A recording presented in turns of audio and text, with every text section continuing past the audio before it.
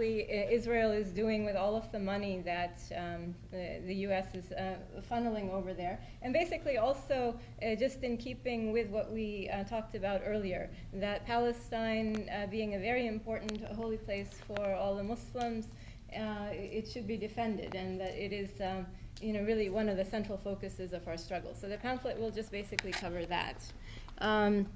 So I start out, there are actually just about maybe 5 or 6 sections. The first section, if you don't mind, I can go over each point very quickly. And if anybody has an objection or correction or an addition, you can just jump right in and tell me what you would like changed. Because this is issued on behalf of the Jama'at. We're hoping it will be part of a pamphlet series. So I've called it the Jama'at al-Muslimin Pamphlet Series. So background. Palestine became a predominantly Arab and Islamic country by the end of the 7th century. That's the first point. Second point, in 1914, the non-Muslim Jewish population, mainly Sunni Muslims, but also some Christian, Druze, and Shia, was 629,272. The Jewish population was at most 60,000, so it's minuscule, in other words. In 1922, the non-Jewish population was 673,914. The Jewish population was 83,794. Then in 1931, the non-Jewish population was 858,708. The Jewish population was 174,606. In 1936, the non-Jewish population was 982,614, and the Jewish population was 384,078. In 1946, and this is the last one, I'm sorry that this is a little bit long-winded. In 1946, the non-Jewish population was 1,333,887. The Jewish population was 608,225. So, efforts to erase the deeply Arab and Islamic roots and to cast it as a Jewish homeland or a singularly Jewish state is a deeply racist notion. The Arabs and Jews native to Palestine existed peacefully side by side for time immemorial.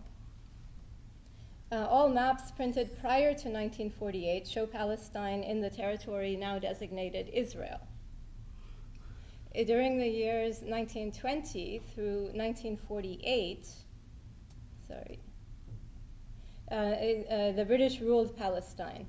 And this was during the era of colonial rule, where European powers engaged in genocidal occupations of countries across the globe, including in Africa. Upon realizing they could not hold on to Palestine, the British handed over Palestine, a land over which they had no right, to the Zionists. All of these are bulleted points, by the way, just to try to facilitate the reading by people, since people are fairly lazy with their reading habits, unfortunately, these days. Upon realizing they could not hold on to Palestine, the Brits handed over Palestine to the Zionists. This occurred under a plan called the Balfour Declaration, which led to decades of tremendous suffering by the Palestinians. Okay, then after that, if people would like me to skip some sections, I don't mind. It's flowing. Okay. And then I have a section on Palestinians oppose Israel because, and I have a whole bunch of reasons. Then I have many Americans oppose Israel because, and I have a whole bunch of reasons. And then in return for $140 billion, what Israel has done. Many Christians oppose Israel because, and I give some reasons.